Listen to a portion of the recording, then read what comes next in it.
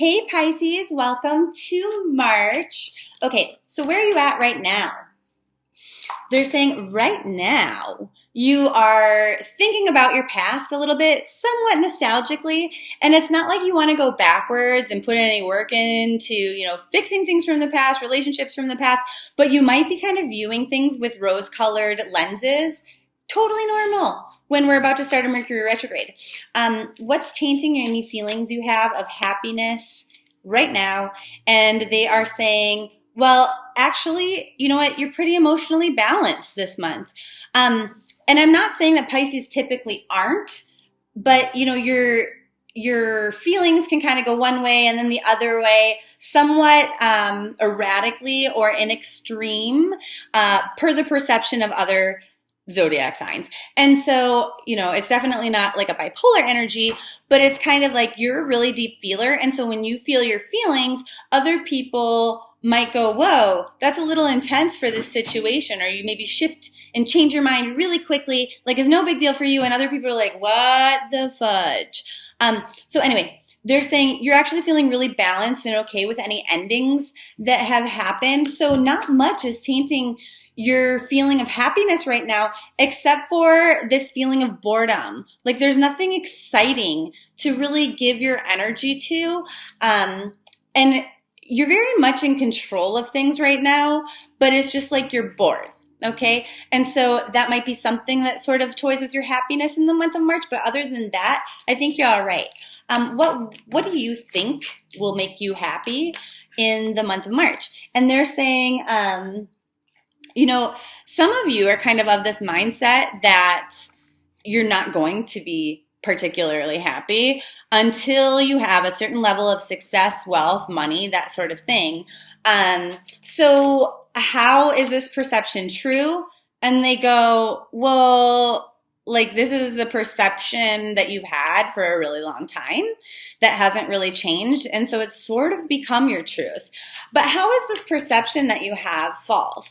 And they're saying, well, like, honestly, it's just false because happiness doesn't come from money. Now, what it does do is it does eliminate a lot of the problems that cause us stress and arguments and things like that when we're in flight or fight mode, with other people in our lives, because we're just going on the day-to-day and we can't think in advance because we're just trying to friggin' survive, right? They're like, you're not really wrong there, that if you have a certain level of financial or job security, that things do get easier, okay? So some of you are not wrong, but then others of you, like, it's a little bit wrong.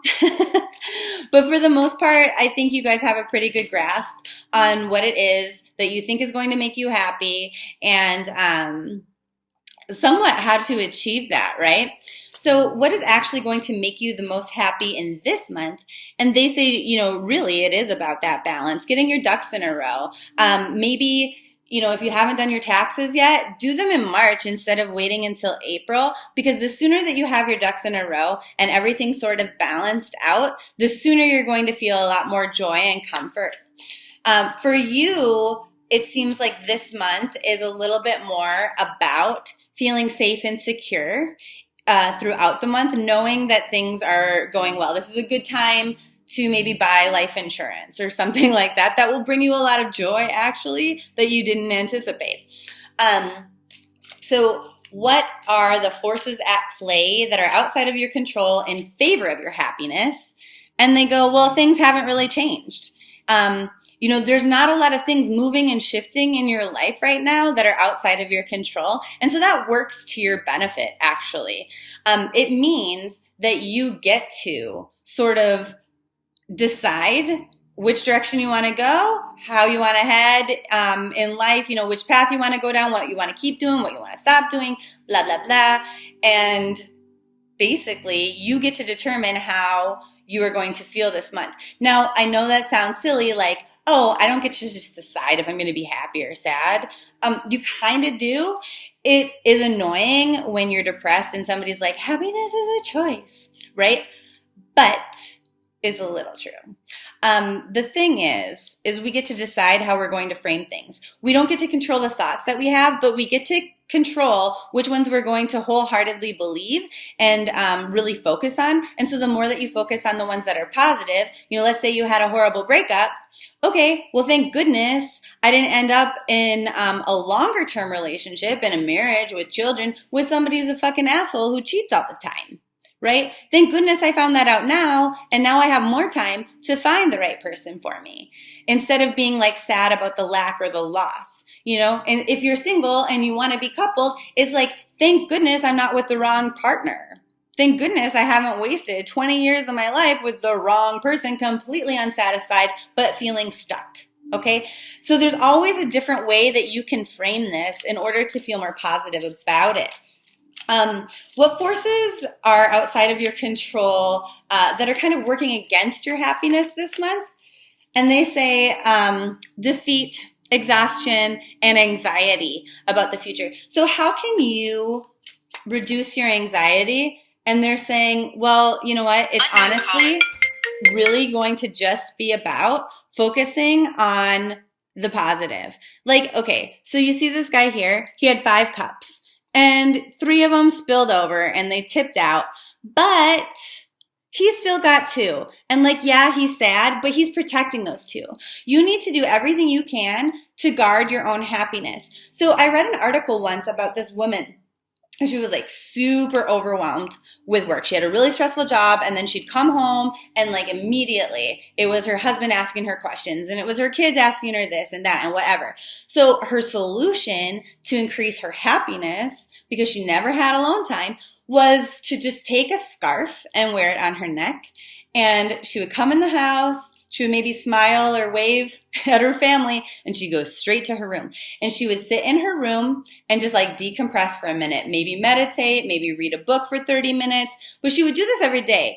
And everybody knew that they were not allowed to bother her until she would take her scarf off. And so she was making time for herself. She was really focusing on protecting her own joy and happiness. And as a result, her family was much happier because she was not yelling anymore. She was not snippy. She was not, impulsively responding to them out of anger. When kids, they're so excited to see you and they might be climbing on you. She's like, oh, let me just put my stuff down. Let me just take a deep breath.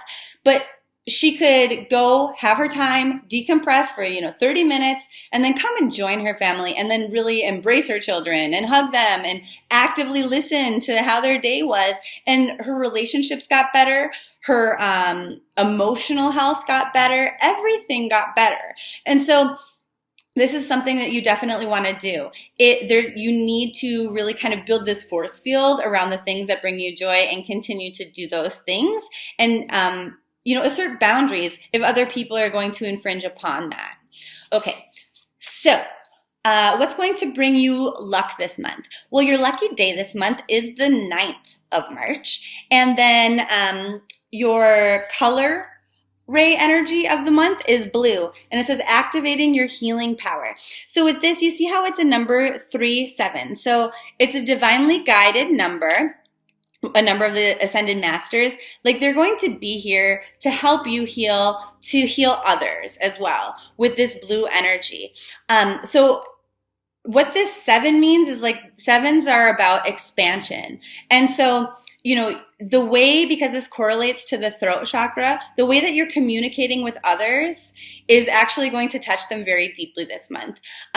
It's going to kind of plant a seed inside of people. Little things that you say, you didn't even notice probably that it was going to make a big difference in their life. But it's a seed that's planted that grows and blooms into this beautiful tree that actually heals. And so you're also planting this in yourself. And the way that you talk to yourself this month is going to expansively heal you. So this specific color, this deeper shade of blue, you want to just kind of imagine it coming over your head or directly into your throat chakra. You can surround yourself in a big imaginary bubble of blue light. You can wear this color. Whatever. This is your power color for the month. Now, this one is really great at calming anxiety, which we kind of said might be a little bit of a thing this month for Pisces. And it really balances out bipolar type of energies. So again, I know this keeps coming up. Maybe there's got to be a Pisces here that really needs to see this video this month that is bipolar, because I don't know why that word specifically keeps coming up.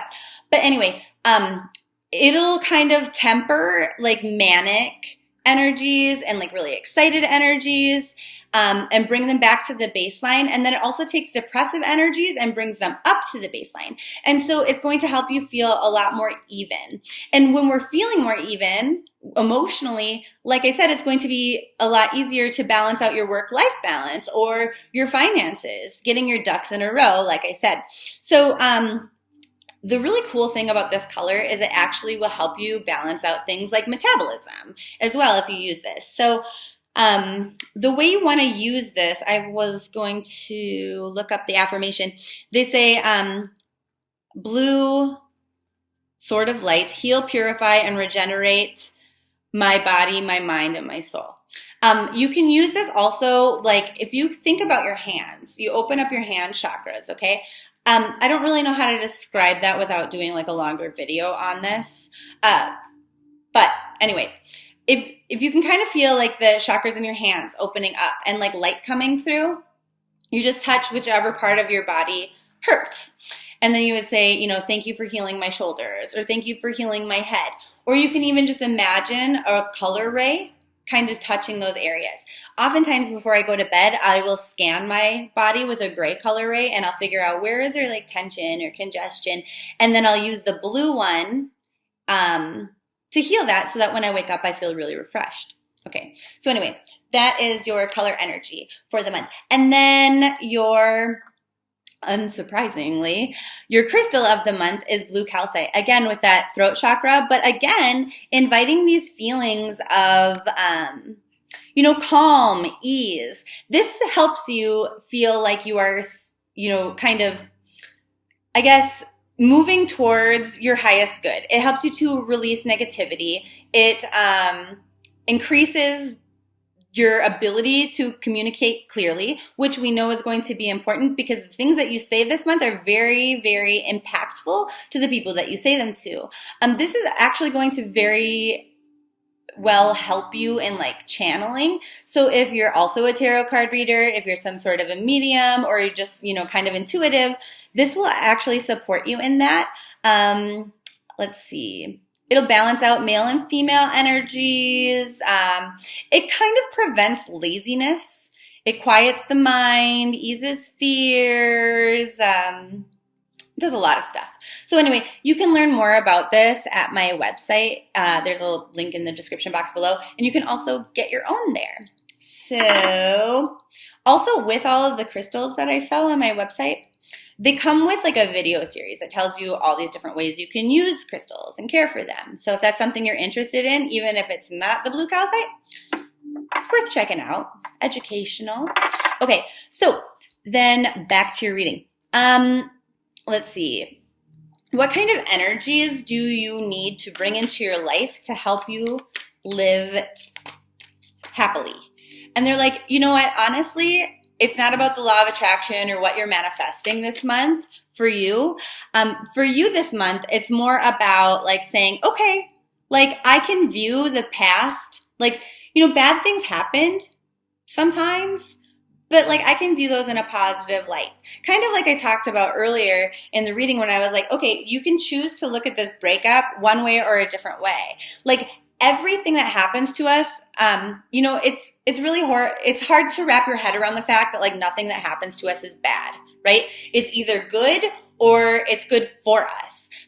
In like these huge surveys of people who went through like really horrible, traumatizing things, if they asked like these people who were like enslaved, who were raped, who were this, like all these really bad things, they asked them, what was the worst thing that happened to you, and then what was the best thing that happened to you?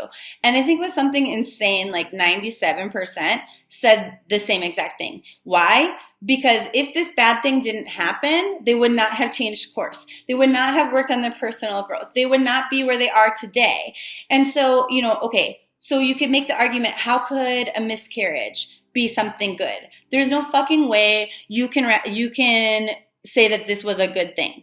Okay, well, actually, what that does is that makes you like really investigate your relationship. Like, how are you going to deal with stressors? Because it's probably stressful for both parties involved because there's two parents, right? But then on top of that, it's also going to be something that will help you to bond and connect with other people. Maybe friends who are going through miscarriages down the road will be able to deepen their bonds and friendships with you as you offer them support and guidance or wisdom. Maybe, you create some sort of nonprofit or some sort of support group for people who really need it as a result of this, because you know what it feels like, because you're able to empathize. And so it doesn't feel good. The circumstance seems really super shitty, but something good will always come out of it. There is always a silver lining on every single dark cloud, right? Okay, like, for example, sometimes the clouds can cover the sun, right? And it looks really gloomy. But eventually, the sun is so strong, that love and that light is so strong, it will break apart the clouds.